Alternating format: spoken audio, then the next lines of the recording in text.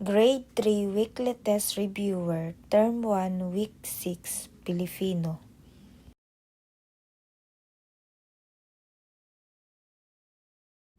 Panuto, basahing mabuti ang bawat tanong. Piliin at isulat ang titik ng tamang sagot. Number 1. Ito ang elemento ng kwento na tumutukoy sa mga tao, hayop, o bagay na gumaganap at nagbibigay buhay sa kwento. A. Tagpuan. B. Tauhan. C. Banghay.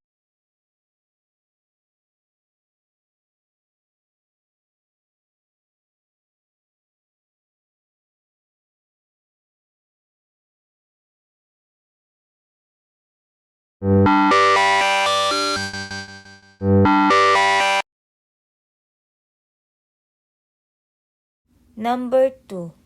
Saan at kailan nangyari ang kwento? Ang sagot sa tanong na ito ay tinatawag na blank. A. Banghay. B. Tauhan.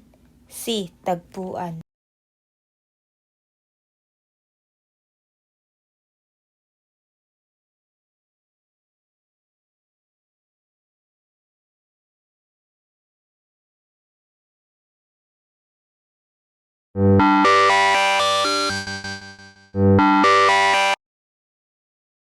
Number 3.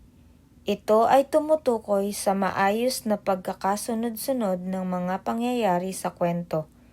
Simula, gitna, at wakas. A. Banghay. B. Tauhan. C. Tagpuan.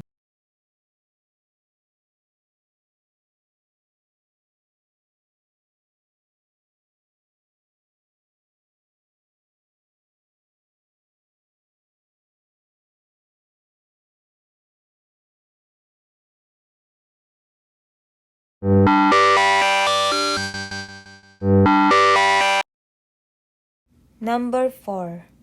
Isang gabi sa loob ng madilim na kagubatan. Ang linyang ito ay nagsasaad ng blank. A. Tauhan. B. Tagpuan. C. Banghay.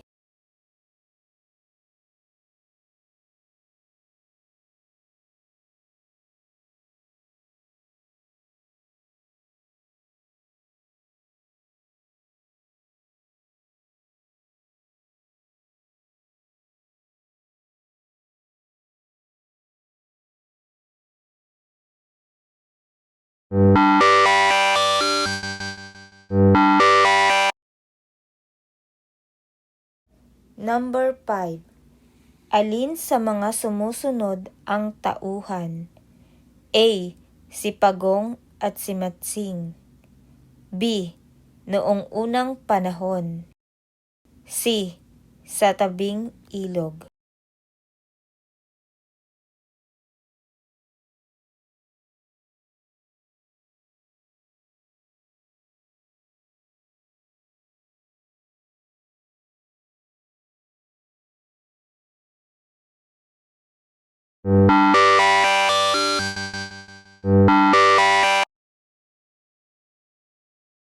Number 6. Ano ang tinutukoy ng bahaging ito ng banghay? Dito malalaman ang naging resolusyon o paano natapos ang kwento. A. Simula. B. Gitna. C. Wakas.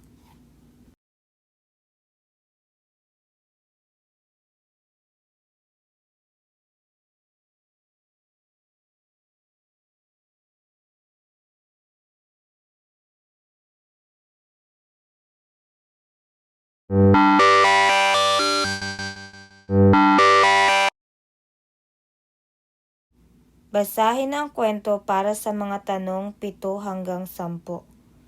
Ang nawawalang tuta.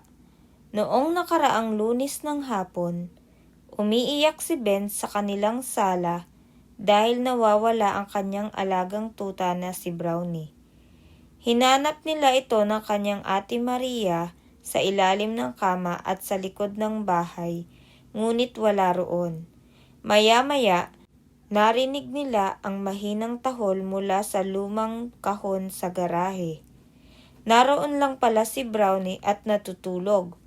Tuwang-tuwa si Ben at binuhat ang kanyang alaga.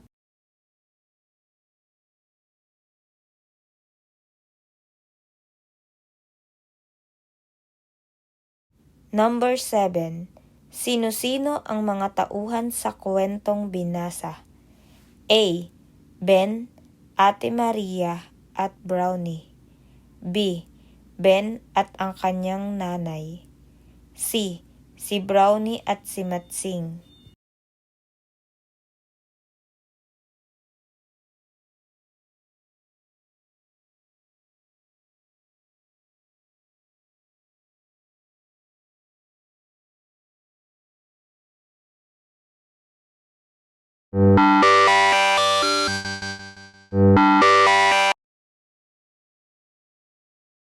Number 8. Saan at kailan naganap ang kwento? A. Noong Martes ng umaga sa paaralan. B. Noong nakaraang Lunes ng hapon sa kanilang bahay, garahe. C. Isang gabi sa gitna ng daan.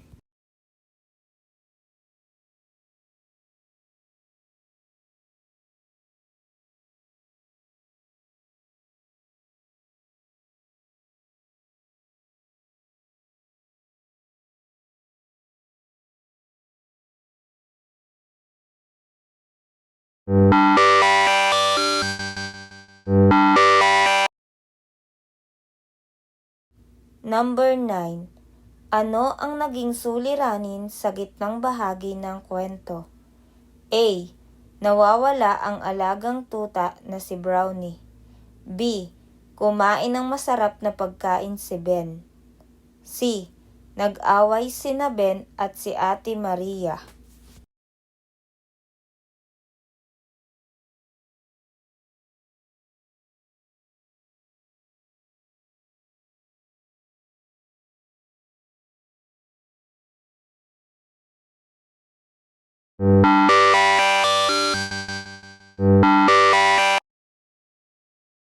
Number 10. Paano nagwakas ang kwento? A.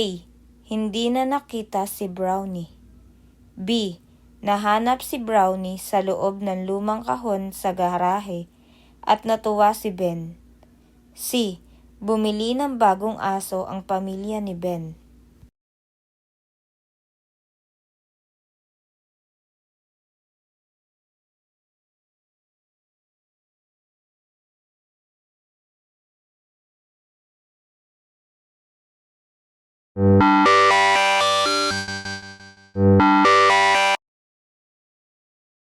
Test 2. Panuto. Basahing mabuti ang bawat sitwasyon o pahayag. Piliin ang titik ng tamang katangian ng tauhan.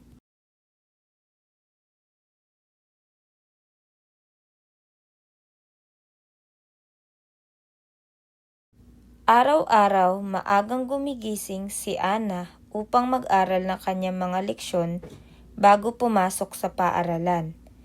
Ano ang katangian ni Ana? A. Malikhain. B. Matiyaga. C. Matulungin.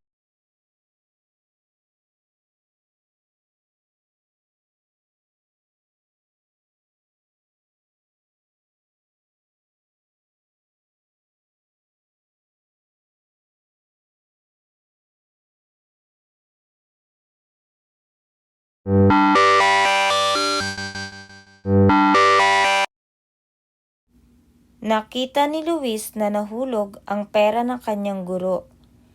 Agad niya itong pinulot at binalik sa guro. Si Luis ay blank. A. Matapat. B. Matapang. C. Masipag.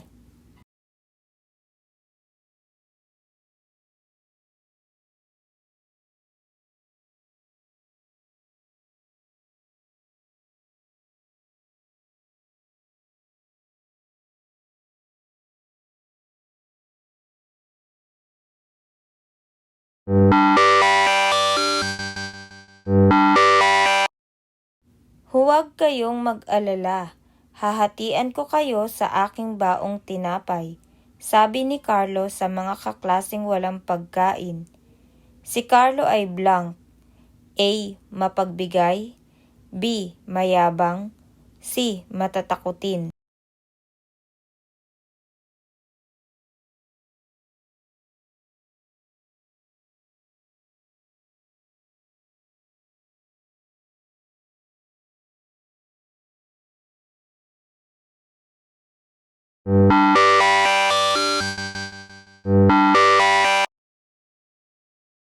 Nang mabasag ni Lito ang plorera ng kanyang nanay, agad niyang sinabi ang totoo at humingi ng paumanhin. Si Lito ay blank. A. Masunurin. B. Matapat. C. Madamot.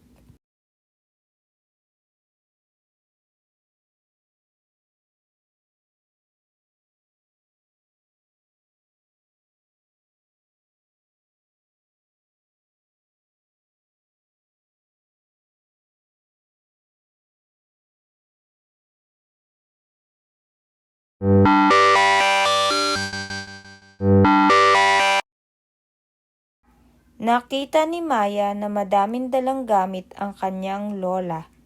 Agad niya itong tinulungan sa pagbubuhat. Si Maya ay blank. A. Masipag. B. Matulungin. C. Matapang.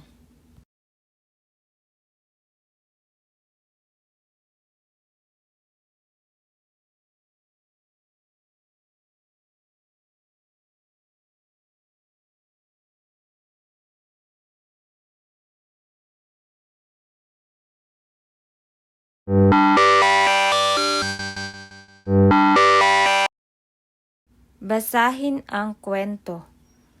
Ang magkapatid na sina Ben at Sam. Noong Sabado ng umaga, inutusan ni Aling Rosa ang kanyang mga anak na maglinis sa sala.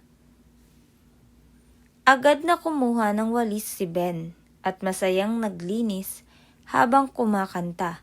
Samantala, si Sam naman ay nagmamaktol, nagtago sa kwarto at nagtulog-tulugan upang makaiwas sa gawaing bahay.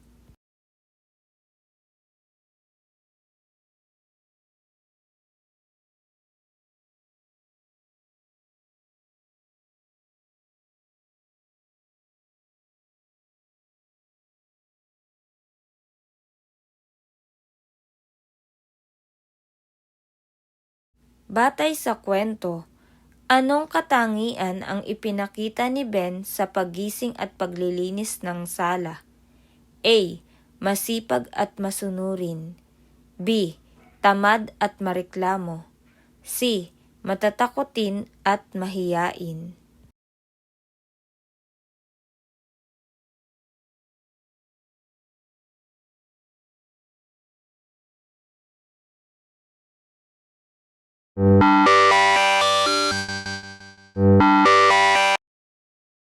Ano namang katangian ang ipinakita ni Sam nang utusan sila ng kanyang ina? A.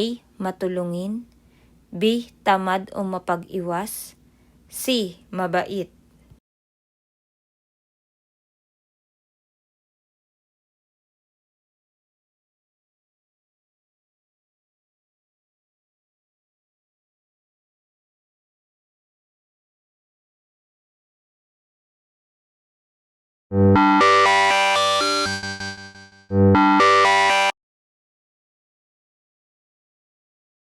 Ano ang katangian ni Ben nang gamutin at pakainin niya ang sugatang ibon?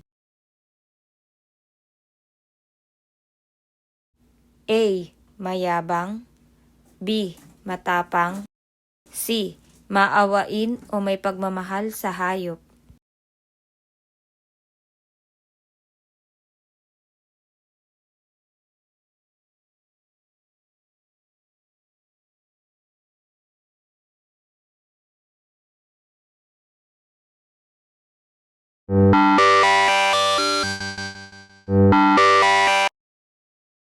Kung ikaw ang tatanungin, alin sa dalawang magkapatid ang magandang tularan?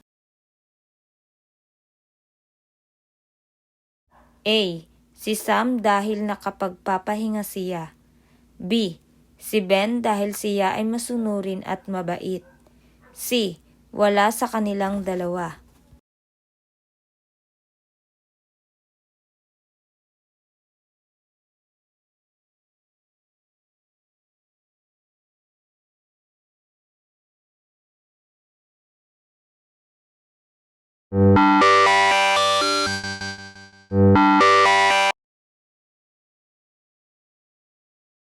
Ano ang ipinahihiwatig ng kilos ni Sam nang siya ay magmaktol at magtulog-tulugan?